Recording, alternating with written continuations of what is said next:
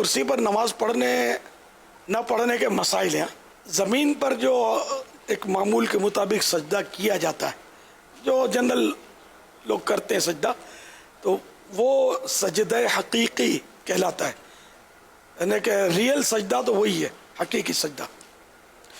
لیکن بعض مجبوریاں ہیں کہ وہ حقیقی سجدے پر, جیسے اب وہ اس میں قدرت نہیں ہے اس کی, یہ کر نہیں پا رہا, یا کرتا ہے تو سخت درد ہوتا ہے, کوئی اس طرح کا اس کو عذر ہے, تو اب یہ سجدہ ساقط ہوتا ہے نا, معاف ہو جاتا ہے. جب سجدہ اس کو معاف ہو گیا, حقیقی سجدہ, تو اب اس کا قیام جو ہوتا ہے نا, کھڑا ہو کر یہ قیام, یہ بھی فرض ہے, تو یہ بھی معاف ہو جائے گا. قیام بھی اب ساقط ہوا, معاف ہوا. اب یہ کہ زمین پر بیٹھ کر پڑھے یہ بہتر ہے. اب بعض صورتوں میں کہ زمین پر بھی بیٹھ کر نہیں پڑھ سکتا, تو اب یہ کہ کرسی پر بیٹھ کر پڑھنے کا طریقہ جو ہے نا, تکبیر تحریمہ اور ہاتھ باندھنا تو وہ سیم ہے, کہ اس میں کوئی رکاوٹ جس کو نہیں ہے, اللہ اکبر یہ ہاتھ باندھ لیا. اب یہ جو بھی پڑھنا ہے سورہ فاتحہ وغیرہ یہ پڑھیں. اب رکوع اور سجدہ اس میں تھوڑا دھیان رکھنے کا. اچھا, رکوع کا تعلق یہ جو اشارے سے نماز کہلاتی ہے. اشارے سے جو نماز پڑھی ہے اس کا تعلق کمر سے نہیں ہے, توجہ رہتی نہیں ہے, کمر جھکی ہوئی ہوتی ہے. تو اصل جو ہے نا سر سے اشارہ کرنا ہے رکوع کا. تو اب جیسے یہ, اور ٹیک بھی اگر ضرورت نہ ہو تو ٹیک نہ لگائے. اس کے لیے اگر کوئی وہ بغیر ٹیک کا سٹول ممکن ہو نا, بڑا بنوا لے. اب جب اپنے آسائش کے لیے طرح طرح کی چیزیں بنوا ہی رہے ہوتے ہیں ہم, تو ایک سٹول بھی بنا لے نماز کا, گدی وغیرہ ڈلوا کر, تاکہ اس کو تکلیف کم سے کم ہو. تو بغیر ٹیک لگائے, کیونکہ ٹیک لگانا بغیر ضرورت یہ مکروہ تنزیہ, ناپسندیدہ ہے. تو اب یہ کہ یہ بیٹھے ہیں اور رکوع اب کرنا ہے. تو رکوع میں اس سر کا اشارہ کرنا ہے, اللہ اکبر کہہ کر اب میں رکوع کیا ہے. اب وہ سمع اللہ لمن حمدہ, یہ سیدھے ہو گئے. اب 2 سجدے کرنے ہیں. سجدے میں شرط ہے کہ رکوع سے کچھ نہ کچھ زیادہ جھکاؤ ہو. اللہ اکبر. آپ نے نوٹ کیا کہ میرا رکوع سے یہ سر زیادہ جھکا ہے. اللہ اکبر, اللہ اکبر. یہ 2 سجدے ہو گئے, رکوع ہو گیا. مین یہ تھا. اب وہ دوسری رکعت, پھر تحیات اور سلام پھیرنا, یا 4 رکعتیں. تو مین اس کا مطلب ہے یہ دھیان رکھنا ہے کہ رکوع اور سجدے میں بس فرق ہو, جھکنے میں. اگر رکوع جتنا ہی سجدے میں جھکیں گے نا تو نماز نہیں ہوگی,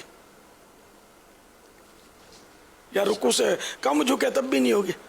یہاں پر میری سنت سے عرض ہے کہ اس کی بھی وضاحت فرما دیں کہ بعض لوگ ہاتھوں کو یہ آگے نکالتے ہیں, یعنی سجدے میں نا, سجدے اور رکوع میں تھوڑا سا یوں ہاتھ آگے کرتے ہیں. اس حوالے سے نہیں, وہ نارمل ہی, اس میں کوئی اس طرح نہیں. بلکہ اب تو یہ بھی ٹیکنیک نکلی ہے کہ کرسی اس طرح بنتی ہے کہ اس پہ یہ ماتھا رکھتے ہیں.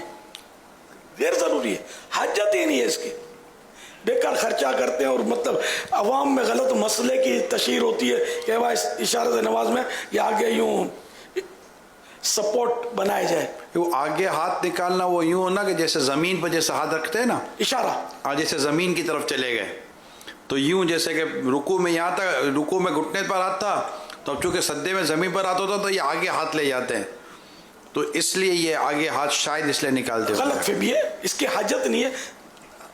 حسب معمول یہ رانوں پر ہی ہاتھ رہیں اور یوں ہی رکوع اور سجدہ کرنا ہے. بس وہ کمر جیسے میں نے جھکا دی, کمر جھکانے نہ کمر سے تعلق دی ہے, اشارے سے نماز کا یہ ذہن بنا لیں.